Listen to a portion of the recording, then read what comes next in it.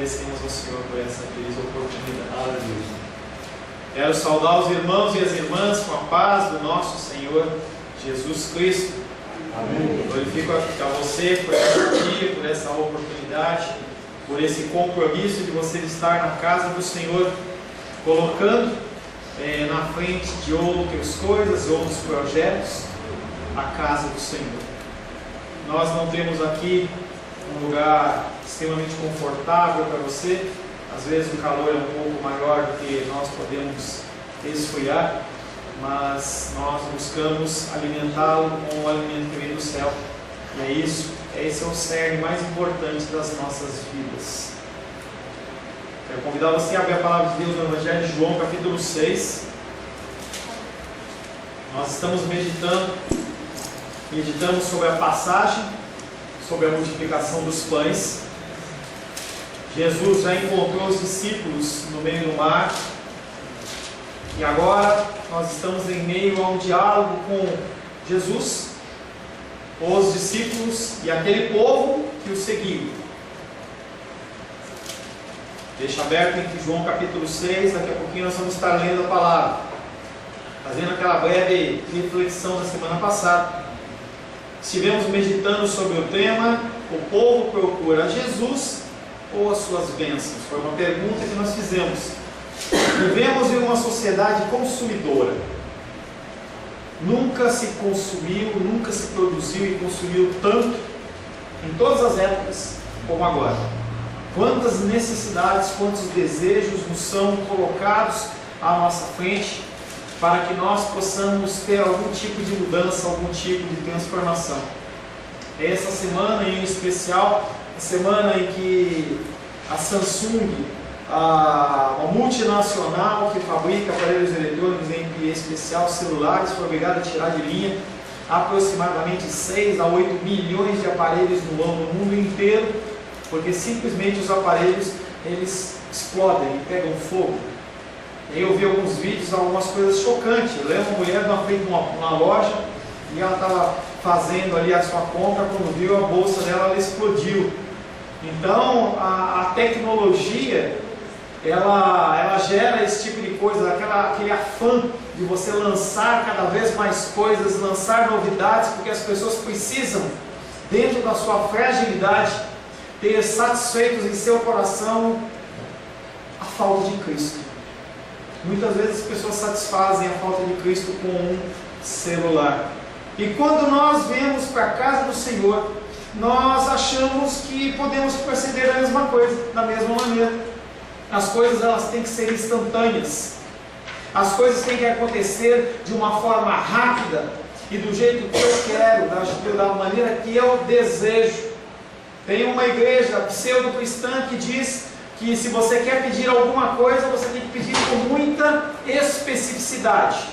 Se você quer um carro, você tem que dizer se é com 2 portas ou 4 portas, se é vermelho, se ele é azul, se ele é branco, se ele tem ar-condicionado, se ele tem direção hidráulica, se ele já vem com alarme de série ou não. Porque se você não fizer isso, Deus ele vai dar o que Ele quer dar e não o que você quer receber. Parece uma piada, mas as pessoas acreditam nisso. Mais de 1 milhão de pessoas do pastor dessa igreja o seguem e acreditam nisso.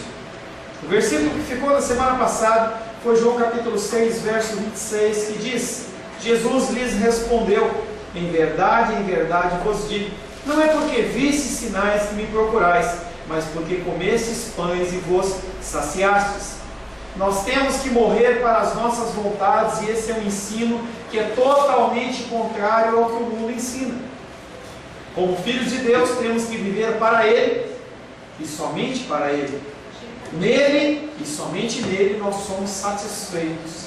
A pessoa pode procurar uma série de coisas para satisfazer, mas quando as luzes se apagam, se você não tem Cristo no coração, aparece um vazio. Nossas necessidades, elas são supridas enquanto buscamos o seu reino e a sua justiça.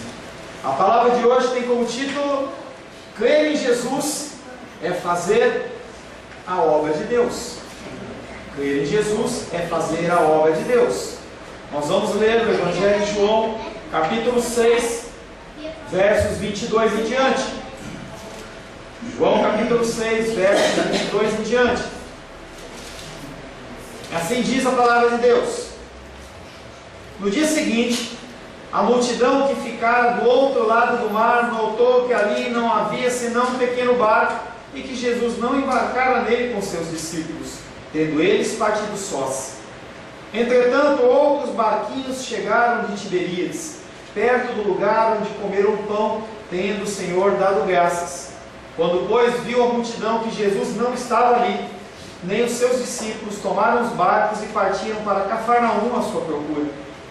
E tendo-o encontrado no outro lado do mar, lhe perguntaram: Mestre, quando chegaste aqui? Respondeu-lhe Jesus: em verdade vos digo, vós me procurais não porque vistes sinais, mas porque comestes dos pães e vos fartastes. Trabalhar não pela comida que perece, mas pela que subsiste para a vida eterna, o qual o Filho do Homem vos dará, porque Deus o Pai confirmou com o seu selo. Dirigiram-se, pois, a ele, perguntando: que faremos para realizar as obras de Deus?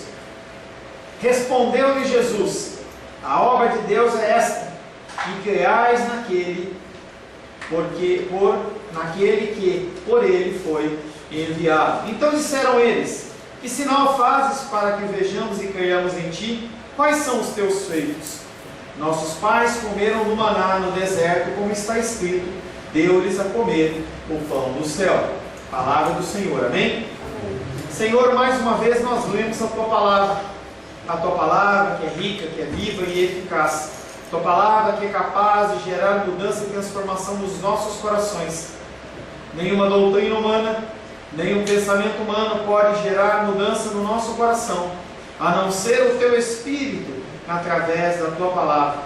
Nos rendemos nesta noite aos teus ensinamentos, que o teu Espírito ministre ao nosso espírito, e que o Senhor possa me capacitar, Pai, como instrumento da tua vontade nesta noite, em nome de Jesus. Amém. Amém. Dando continuidade ao nosso estudo, nós vamos meditar primeiramente no versículo 27 do capítulo 6. É o primeiro versículo. Trabalhai não pelo alimento que perece, mas pelo que permanece para a vida eterna. Alimento que o Filho do Homem vos dará, pois Deus, o Pai, o confirmou com o seu selo. Jesus dá-lhes um aviso: é preciso trabalhar para adquirir o alimento, mas não somente pelo que acaba, e sim, principalmente, pelo eterno e que dá a vida eterna. As pessoas, elas acham que quando entram no mundo cristão, elas não têm que fazer mais nada. Elas vão entrar num processo espiritual em que elas vão orar e as coisas simplesmente elas vão acontecer. Infelizmente é um grande engano, porque o Senhor, lá em Gênesis, já determinou que nós temos que ganhar o nosso pão, comprarmos o nosso pão com o suor do nosso rosto. O Senhor, ele não é contraditório, mas nós temos que entender que mais importante do que o nosso trabalho diário é trabalhar para o pão que é eterno. É preciso compreender que o pão eterno, que representa o seu corpo, contém o amor, e este é o alimento que realmente mantém e desenvolve a vida do homem. Nós comemos pão, sim, nós almoçamos, tomamos café, nós jantamos, mas espiritualmente esse pão não tem valia nenhuma. O seu espírito, ele vai continuar sendo igual, o seu espiritual continua sendo o mesmo. Você pode engordar, você pode emagrecer, dependendo do alimento que você comer. Você pode ter uma saúde mais cuidada, se você se abstém de alguns tipos de alimento, ou não pesa muito a sua mão no sal, ou não come uma gordura, mas os seus dias, eles são contados pelo Senhor. Seja você comendo muita gordura, ou comendo pouca gordura, comendo muito sal ou pouco sal, você não pode nem acrescentar, nem diminuir um côvado ou um dia na sua vida. É preciso compreender que o pão eterno representa o seu corpo. Esse pão não é um pão natural, é o Cristo, o próprio corpo de Cristo. No contraste estabelecido pelo apóstolo João entre carne e espírito, que constituem o homem completo, o espírito é que aperfeiçoa o homem, levando-o à sua plena realização. Se tem algo que você tem que fazer crescer na sua vida, não é a sua barriga, não necessariamente a sua mente, mas o seu espiritual. Nós somos seres únicos, nós somos seres completos, nós não somos seres que podemos ser partidos. Você é um ser único. Em algum momento, papai e mamãe se reuniram, mas o Senhor, antes que você fosse gerado, Ele já te conhecia. E todos os seus caminhos e todos os seus dias já tinham sido escritos. E nós temos que acreditar e entender isso. João capítulo 3, verso 6 diz: o que é nascido da carne é carne, o que é nascido do Espírito é Espírito. A partir do momento em que você se converte, a partir do momento em que você adentra ao reino de Deus, não há volta. As pessoas elas brincam de ir e voltar no cristianismo, mas isso é extremamente danoso. O nosso espiritual não é como uma borrachinha, aquelas liguinhas que a gente coloca em dinheiro, em que você pode esticar aí e voltar, aí e voltar. Aconteceu muito isso na igreja primitiva, quando houve perseguição.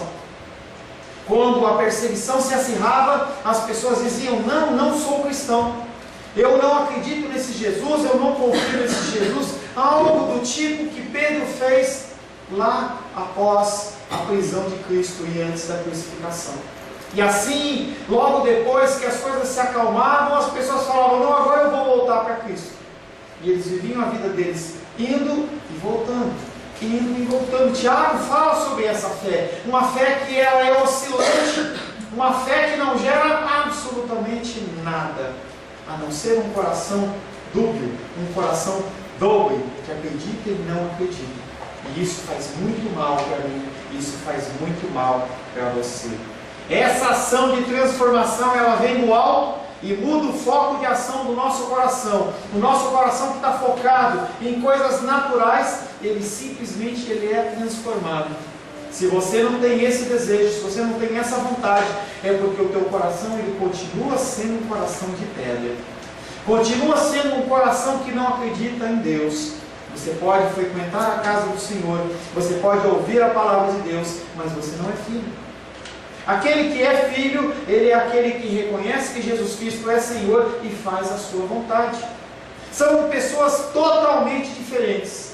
Não são religiosas, não são pessoas frequentadoras de igreja, mas são pessoas que querem viver o Evangelho mesmo na fraqueza do seu ser. A censura que Jesus faz àquelas pessoas é que limitaram o seu horizonte. O alimento que acaba dá somente vida temporária. Nós tomamos café e por volta da hora do almoço nós tivemos que almoçar. E talvez você tenha feito um lanche da tarde, quando você chegar à noite você vai jantar ou fazer um lanche. Esse alimento ele é gasto na sua movimentação, nas suas atividades diárias, mas o pão que Jesus Cristo está oferecendo é um pão eterno. É um pão que não é um pão para a satisfação da carne, mas é um pão para a satisfação do Espírito. E aquelas pessoas, elas não conseguiam enxergar e ver isso, e conseguiam olhar apenas para o que estava perante os seus olhos, talvez a sua barriga. Eles queriam resolver aquele problema e satisfazer apenas a sua necessidade. Jesus, ele exorta aqueles homens, dizendo que eles limitaram o seu horizonte. O alimento que acaba dá somente vida temporária. E por toda a esperança nesse alimento consiste em negar ao homem a dimensão do Espírito, aceitando a sua própria destruição. Você sim tem que se alimentar, e se alimentar tem que tomar muito líquido nessa época, tem que fazer exercícios, mas o foco seu não pode ser primazmente isso. Quando você faz isso, o seu espírito ele perece, o seu espírito ele fraqueja, e a sua carne ela vence os seus desejos e as suas vontades. Por isso que pessoas entram em igreja e saem de igreja com tanta frequência. Igrejas maiores a gente consegue notar um pouco mais. Igrejas menores talvez nem tanto, porque a gente acaba formando um elo, um laço de união, e um acaba cuidando do outro. Mas em igrejas grandes a coisa é um pouquinho diferente. E as pessoas elas vão e saem, vão fazer visitas e procuram alguma coisa para agradar apenas os seus corações. Como a mulher no poço de Jacó, que estava ansiosa para receber um suprimento interminável de água natural, um suprimento que eliminaria a necessidade de fazer viagens frequentes ao poço. Assim também essas pessoas anseiam por um operador de milagres que os alimentasse de uma maneira contínua e em qual eles não teriam que trabalhar. Você lembra bem daquela mulher no poço, ela tem aquele diálogo com Jesus e fala: como é que você vai puxar água se você não tem balde? Como é que você vai carregar essa água se você não tem uma vasilha? Jesus fala: não, você não está entendendo. E isso é muito interessante quando nós falamos coisas espirituais com pessoas naturais. As pessoas não entendem. As pessoas, elas têm um bloqueio, é como se estivesse precisando de óculos e ela tivesse sem óculos, ela não consegue chegar. E o mundo tem essa faculdade, ela não cega. O diabo, ele tem essa faculdade, mas ele não cega. Mas você tem que entender que tanto o diabo como o mundo não tem nenhuma ação se o teu coração ele não estiver disposto a isso. Primeiramente, você tem que ter um coração disposto a essas coisas. Quando você tem um coração disposto a essas coisas, sim, o diabo te aflige. Sim, o mundo te assola.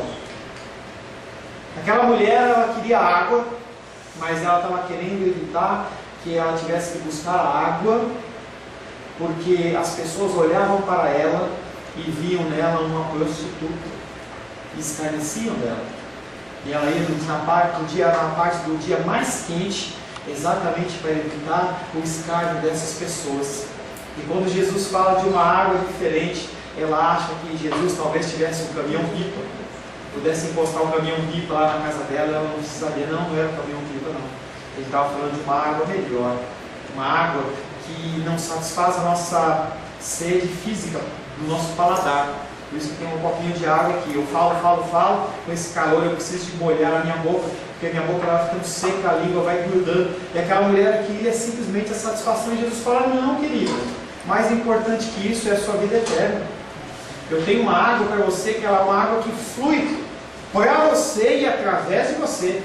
João capítulo 4, versos 13 e 14. Não, perdão. João capítulo 4, versos 13 e 14 diz: afirmou-lhe Jesus: quem beber desta água tornará a ter sede. Aquele, porém, que beber da água que eu lhe der nunca mais terá sede. Pelo contrário, a água que eu lhe der será nele uma fonte a jorrar para a vida eterna. Você não pode analisar essa passagem nem pensando que uma água que Jesus quer dar, uma água natural, e nem entender que essa água é só para você. Essa água, ela flui de você.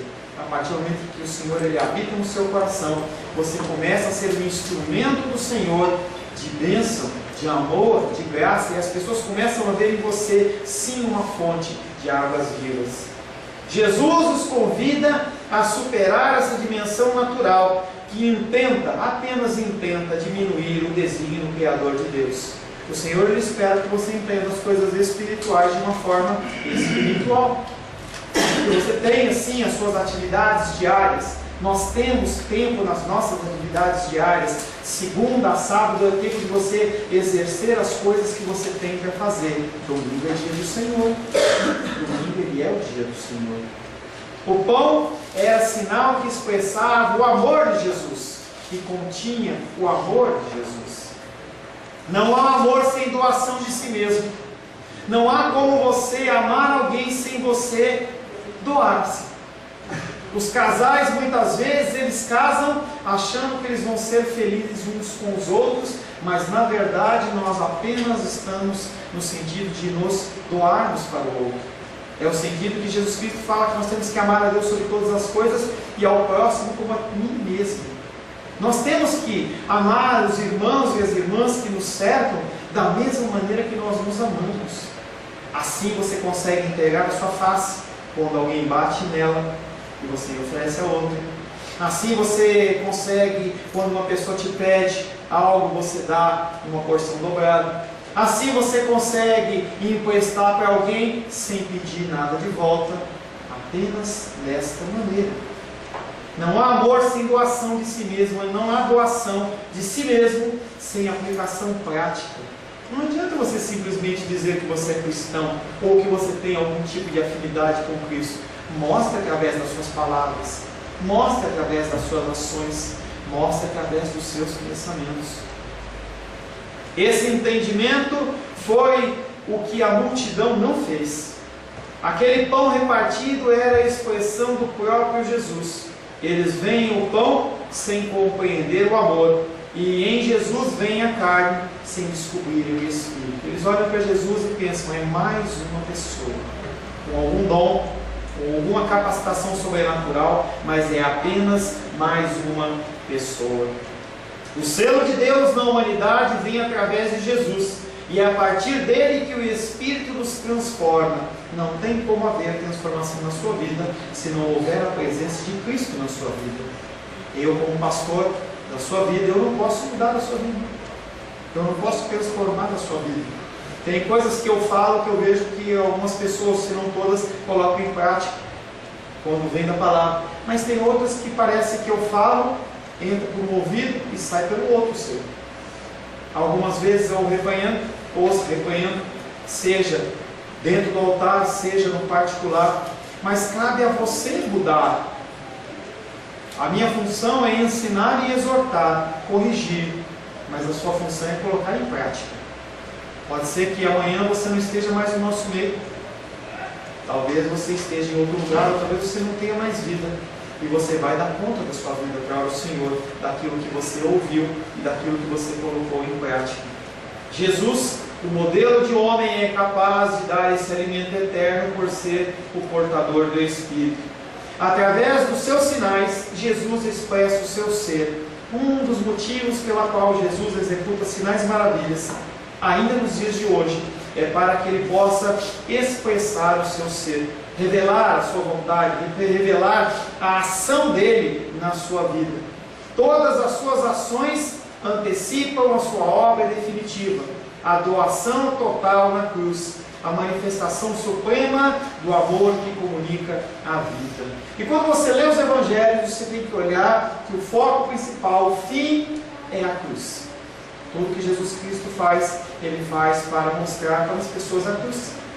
Tudo que nós procuramos fazer aqui nesta igreja é levar vocês para a cruz. Levar vocês ao entendimento da cruz. Uma cruz que tem sofrimento e muito sofrimento. Muito sofrimento, porque você morrer para as suas vontades é doído, é dolorido. Quando você tem que obedecer, é doído. Ninguém gosta de ser repreendido. Talvez você não ligue para uma repreensão que eu faça, mas quando o Espírito Santo ele repreende o teu coração, é bem diferente, a menos que o seu coração esteja endurecido demais. A ideia é que Deus certificou o seu Filho com o seu próprio agente, autorizando-o como o único que pode dar esse alimento eterno, esse alimento espiritual. Para compreender o sinal não basta presenciá-lo passivamente, mas é preciso penetrar no significado que contém. Você vive benécias e graça do Senhor. Mas será que você olha para esses livramentos, essas coisas que acontecem na sua vida de uma maneira passiva? Ou você, quando você passa por algum livramento ou alguma coisa ocorre, você realmente para analisar? Interessante que algumas pessoas analisam mais que as outras. Hoje pela manhã, na escola dominical, a irmã dos Reis, ela está falando que ela não consegue ler uma passagem bíblica sem ficar esmiuçando. Quanto tempo demorou? Será que estava quente? Será que estava frio? Como que foi aquilo? Qual foi a feição das pessoas? E a nossa leitura e o nosso entendimento bíblico, ele tem que ser muito mais do que algo superficial. Para compreender o sinal não basta presenciá-lo passivamente, mas é preciso penetrar no significado que ele contém. Mateus capítulo 16, verso 1 diz: aproximando-se os fariseus e saduceus, tentando, pediram-lhe que lhes mostrasse um sinal vindo do céu. As pessoas naquela época queriam um sinal de Deus, e hoje ainda elas querem sinais do Senhor. Eu vou para a igreja para buscar o meu milagre, eu vou para a igreja para buscar a minha bênção, eu não vou para adorar ao Senhor. Eu não vou para reconhecer e agradecer tudo que Ele tem sido feito na minha vida. Eu vou porque eu quero algo. Aqueles fariseus em Mateus 16:1, eles queriam um sinal de Deus. Herodes também falou para Jesus, falou assim: mostre alguma coisa para mim aí. A vida de Jesus, os sinais de Jesus têm um privilégio não, tem um sentido, que é de apontar para a cruz. Você tem que entender que a sua vida é uma vida de direção para a cruz. Mas o amor não pode ser reconhecido se não existe vontade de amar. Em certo sentido, você é envolvido pela graça do Senhor, e essa graça, ela é irresistível. Mas o Senhor, muitas vezes, Ele permite que você vá e volte, para que você possa reconhecer a tua dependência de Deus. Isto é o que Jesus quer ensinar quando Ele diz: trabalhai não pelo alimento que perece, mas pelo que permanece para a vida eterna. As pessoas, elas trabalham e trabalham muito. Pessoas têm 1 emprego, 2 empregos, 3 empregos, trabalham 12 horas por dia. Hoje nem tanto, mas na década de 80, muitas pessoas saíam do Brasil e iam para o Japão e trabalhavam 16 horas por dia, 18 horas por dia, para tentar levantar um pouco de dinheiro. Interessante que isso nunca era suficiente. Interessante que a pessoa, quando ela voltava para o Brasil, ela talvez encontrasse uma situação igual ou pior. Talvez seus entes queridos estivessem todos fragilizados por essa separação, porque a falta do homem, a falta do pai dentro de casa, ele faz muita falta no crescimento, na ordenança, no sacerdócio. E aí esse desespero, essa confiança no trabalho, ela é perigosa. Trabalhar e não pelo alimento que perece, mas pelo que permanece para a vida eterna. A sintonia do amor faz com que se compreenda o sinal e leva as pessoas a uma entrega a Jesus. João capítulo 6, verso 28 diz: então eles disseram: o que devemos fazer para trabalhar nas obras de Deus? Eles continuam não entendendo. Eles continuam achando que a ação, ela é física e natural. A multidão não entende o sentido da proibição de Jesus. Não trabalhem pela comida que se estraga. O que ele estava dizendo não era que eles deviam tentar alguma nova forma de trabalho, alguma forma de sacrifício, alguma outra forma de agradar a Deus, mas que noções puramente materiais de bênção não devem ser perseguidas. As pessoas, elas fixam os seus olhos em coisas unicamente materiais. Vai olhar as campanhas das igrejas e veem o que lhes é oferecido. Lucas capítulo 12, verso 29 a 31 diz: não andei, pois, a indagar o que haveis de comer ou beber, e não vos entregueis a inquietações, porque os gentios de todo mundo é que procuram essas coisas, mas vosso Pai sabe que necessitai delas. Buscai antes de tudo o seu reino, e todas estas coisas vos serão acrescentadas. O grande problema da humanidade nos dias de hoje: falta de Deus, falta de confiança no Senhor. As pessoas, elas tentam satisfazer essa falta de Cristo de uma série de formas. Alguns vão para o bar beber, outros entram numa vida pecaminosa sexual, outros se alcoolizam, outros usam drogas, outros trabalham demais, outros se entregam a doenças do nosso século. Pessoas que estão com medo, com pânico, não acreditam que o Senhor cuida deles. Medo e pânico, depressão, ansiedade pelo que vai haver de acontecer. Será que amanhã eu terei dinheiro para pagar as minhas contas? Será que amanhã eu terei dinheiro para colocar comida na minha mesa? O que vai acontecer quando eu ficar velhinho sem aposentadoria? São questões que o ser humano, ele luta. E as pessoas, elas têm colocado cada vez mais as suas forças e as suas energias, tentando garantir um futuro que ninguém sabe se ele vai chegar. O Senhor, ele fala que nós temos que viver intensamente. E nós temos que viver, é um dom de Deus a vida. Você tem que viver e viver muito bem. mas não quer dizer que você tem que focar estritamente naquilo que não é espiritual. O que ele estava dizendo era que eles não deveriam tentar uma nova forma de trabalho, mas que noções puramente materiais de bênção não deveriam ser dignas de serem perseguidas. Para de perseguir essas necessidades que você tem. Deixa as coisas acontecer. A multidão entende, porém, que é preciso trabalhar. Não se sabe como, nem aonde, nem para quem.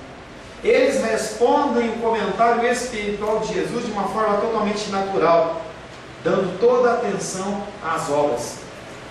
Compreendem que o pão que não perece é o pão de Deus, eles sabiam disso. E querem saber as condições que Jesus impõe para concedê-lo. Jesus, o que nós precisamos fazer para o Senhor continuar nos dando pão? Fala aí, Jesus. Eu preciso ajoelhar 3 vezes ao dia, 4 vezes ao dia. Eu preciso dar pulinho. Eu preciso fazer o quê? É isso que eles queriam saber. Querem saber a Jesus que ele exige para que ele conceda esse pão. Eles estão acostumados com a lei, na qual Deus determina mandamentos e observâncias, perguntando agora a Jesus quais são os novos mandamentos que ele quer que sejam cumpridos.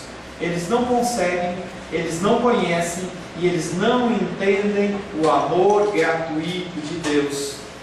E não entendem também que Deus ele não estabelece preço para os seus dons. Da perspectiva de João, aquela conversa, aquele diálogo daquelas pessoas é algo no mínimo infantil. Parece que as pessoas que estão conversando ali são pessoas adultas. Jesus é adulto conversando com pessoas pequenininhas, novas, crianças, talvez 1 ano, 2 anos, porque eles agem e reagem desta maneira. João capítulo 3, verso 3 e 4. A isto respondeu Jesus, no diálogo de Jesus com Nicodemos, do Evangelho de João capítulo 3. Em verdade te digo, se alguém não nascer de novo, não pode ver o reino de Deus. Nicodemos, que era fariseu, Nicodemos, que era do Sinédrio, que era um homem respeitado no conhecimento das Escrituras, responde: como pode um homem nascer sendo velho? Pode, porventura, voltar ao ventre materno e nascer segunda vez? Ele estava falando sério. Ele olhava para Jesus e deu uma resposta infantil como desses homens. Quanto que nós temos que pagar, Jesus? Qual que é o serviço? O dom de Deus, ele é gratuito. Você pode não estar acostumado dentro da cultura ocidental a viver desta maneira, mas é assim que funciona no reino espiritual. Você não tem como comprar os benefícios de Deus. Não tem nada que você possa oferecer que Deus ele fala assim: agora eu estou satisfeito. Nós dependemos de Deus. Nós precisamos que Ele nos abençoe. Eles não mostram nenhuma dúvida sobre a habilidade de preencher qualquer requisito que Deus possa apresentar a eles. Além de infantil, eles são soberbos. Deus, Jesus, fala qual o preço. O que você falava a gente fazer, a gente faz. Aconteceu isso também junto com os discípulos. Em Mateus capítulo 20, verso 21 e 22, naquele diálogo de quem é o maior, quem é o menor, em que a mãe de 2 discípulos chega para Jesus e fala: em verdade te digo, não, isso já li, desculpa. Perguntou-lhe ele: que queres? E ela respondeu: manda que no teu reino esses meus 2 filhos se assentem, um à tua direita e outro à tua esquerda. Mas Jesus respondeu: não sabeis o que pedis. Podeis beber o cálice que eu estou para beber? E eles olham e respondem para Jesus: podemos. Soberbo, eles não tinham a mínima noção do que ia acontecer. Você não tem a mínima noção do que é a sua vida sem o auxílio de Deus. Triste constatar que as pessoas simplesmente não conseguem discernir as coisas espirituais das coisas naturais. João capítulo 6, verso 29, nosso último versículo. Jesus lhes respondeu: a obra de Deus consiste em que creiais naquele que Ele enviou. Jesus corrige o entendimento da pergunta que fizeram. Deus ele não vai trazer novos mandamentos. Jesus não veio para descumprir a lei, mas ele veio para cumprir a lei. O que nós precisamos entender é como entender a lei e os seus mandamentos. Povo, entendam o que Jesus Cristo está falando. Entendam o que eu estou falando. O trabalho que Deus exige é um só: aceitar de forma permanente a Jesus como enviado de Deus Pai. A sua função é dizer: eu creio. Senhor, eu creio. Independente do que eu vivo, eu creio. Independente do que acontece, eu creio. Independente da minha saúde, eu creio. Independente da minha situação financeira, eu creio.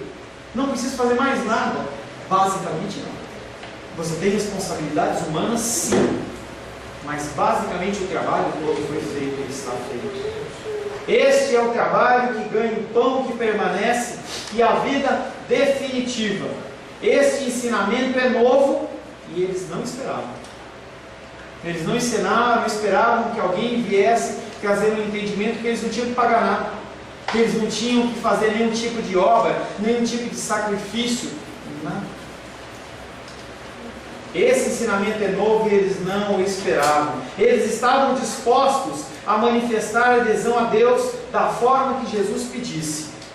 Consideraram Jesus como profeta na linha de Eliseu, e mesmo superior a ele, e teriam aceitado que Deus lhe comunicasse através dele, mas continuam a querer atribuir a Jesus um papel diferente do que o próprio Deus Pai lhe tinha designado. Ele é rei, mas não é um rei humano, não é um rei segundo o homem. Ele é profeta, mas não é um profeta como os profetas que o antecederam. O profeta, ele é um instrumento de Deus, mas diante de Deus ele fica em segundo plano, ele é apenas um instrumento. Jesus não é um mero mediador humano como Moisés, e os exorta a aceitarem a sua própria pessoa. A obra de Deus, isto é, o que Deus requer daqueles homens, o que Ele requer de você é fé. Fé. Não em algo abstrato, não em algo que você não pode contemplar, não uma confiança em alguma coisa sem coerência. Antes eles devem crer naquele que Deus, o Pai, enviou. Malaquias capítulo 3, verso 1. Eis que eu envio o meu mensageiro, que preparará o caminho diante de mim. De repente virá ao seu templo o Senhor a quem vós buscais, o anjo da aliança a quem vós desejais. Eis que ele vem, diz o Senhor dos Exércitos. Jesus é aquele que revela Deus para nós. Você não tem como ver Deus a não ser através de Jesus. Você precisa de Jesus. Precisamente porque, diferentemente de qualquer outra pessoa, ele esteve nas cortes do céu e foi enviado de lá para que o mundo pudesse ser salvo, para que eu e você pudéssemos ser salvos. Não há salvação fora de Cristo. Não há uma salvação de uma pessoa moralmente boa. Ah, mas a pessoa ela é tão boa, a pessoa ela é tão legal, ela ajuda os pobres, ela é uma pessoa que não rouba, não mata, não adultera. Isso são coisas que acontecem, mas não são limitadoras nem definidoras na sua salvação. Sem Cristo eu estou perdido, sem Cristo você está perdido. Ora, ninguém subiu ao céu, João capítulo 3, verso 3, e ora, ninguém subiu ao céu, senão aquele que de lá desceu, a saber, o Filho do Homem. Fé em Cristo é o que Deus requer, e não obras. Em qualquer sentido material do termo, não há nada que você possa fazer de forma humana que venha a afetar ou alcançar o coração de Deus.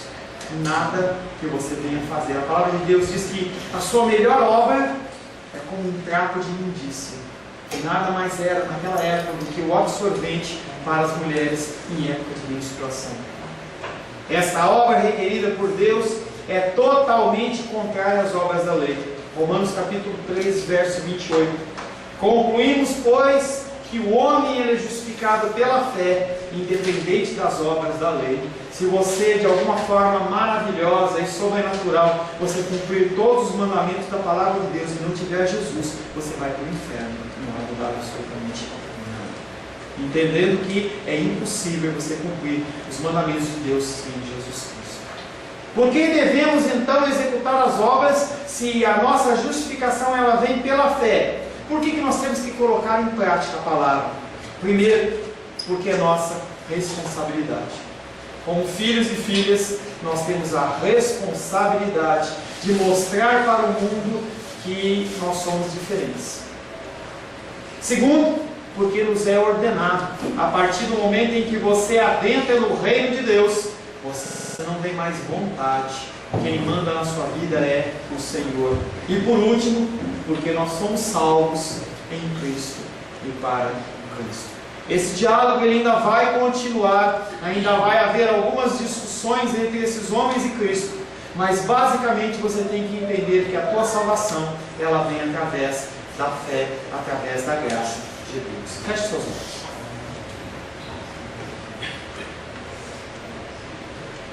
Senhor Deus, maravilhoso Tu és. Temos, Pai querido, navegado no Evangelho de João e temos aprendido, Pai querido, as coisas que o Senhor requer de nós. O Senhor não requer de nós obras, o Senhor não requer de nós que nós sejamos moralmente conforme o mundo ordena, mas o Senhor requer que nós tenhamos fé no Teu Filho amado Jesus Cristo. Pedimos a Ti, Pai, que os nossos corações se adequem à Tua vontade, que nós possamos discernir as coisas espirituais de uma forma espiritual, que nós possamos ser capacitados pelo Teu Espírito a cada vez mais estarmos capacitados, Pai querido, a receber um alimento sólido, que nós possamos aprender de Ti, que nós possamos ter o Senhor nos nossos corações como um manancial de águas vivas, para que nós possamos, Pai querido, alcançar a vida dos nossos entes queridos, nossos familiares, nossos colegas de trabalho, nossos colegas de estudo, e que eles possam, Pai querido, conosco compartilhar da grande bênção que é ter o Senhor como nosso Senhor e Salvador. Em nome de Jesus. Amém. Glória a Deus. A paz seja convosco. Meu nome é Paulo César. Eu sou pastor da Igreja Cristã Semente de Vida, aqui em Brasília, Distrito Federal. Me alegro que a palavra tenha te alcançado. A palavra faz isso. Ela alcança as pessoas aonde quer que elas estejam. E você foi agraciado com esta palavra. Não que eu tenha nada especial a te dizer. A palavra ela é suficiente e ela usa quem ela quer. E eu me alegro por ter sido um canal para poder te abençoar. Mas eu quero te dizer que não basta você ser um ouvinte. Não basta ser uma pessoa que se alegra quando você ouve a palavra de Deus. A vida ela é feita de decisões. Se você está ouvindo essa palavra hoje, eu creio que o Espírito Santo tem um propósito especial com você. Muito mais do que prosperidade, muito mais do que uma cura física, uma cura emocional ou espiritual, Ele quer te alcançar para a vida eterna. Nós investimos nosso tempo, nós investimos as nossas forças em coisas terrenas, mas o Senhor Ele tem muito mais a oferecer. Ele tem sim para você a cura, Ele tem sim para você a prosperidade, mas Ele tem muito mais que isso. Submeta-se a um Deus que Ele é capaz de mudar e transformar a sua vida por completo. Creio que o Espírito Santo Ele é capaz de tocar o teu coração. Quero pedir que você curve a sua cabeça. Senhor, em nome de Jesus, coloco na Tua presença essa vida que ouve esta ministração, que ouve esta palavra. Pai, eu não tenho capacitação nenhuma, mas o Teu Espírito Ele é capaz sim de tocar nesta vida, gerar nela mudança, transformação, arrependimento, e que ela possa simplesmente bater no peito, convencendo-se que é pecadora e que precisa de um Deus salvador. Não há um caminho a Ti, meu Deus, que não seja através de Cristo. E eu lhe peço, Pai querido, que você alcance essa vida e ele possa sim tomar uma decisão pessoal pelo Senhor, em nome de Jesus. Amém. Amém, meu querido. Amém, minha querida? Fico contente que você esteja ouvindo essa ministração até o fim. E peço que você não se limite a ouvir os cultos pela internet. Você procure perto da sua casa uma igreja, um lugar que proclame a palavra do Senhor. Eu oro para que o Espírito Santo te direcione nessa busca, porque muita coisa tem sido oferecida que não é o Evangelho. Eu abençoo a sua vida em nome de Jesus. Amém.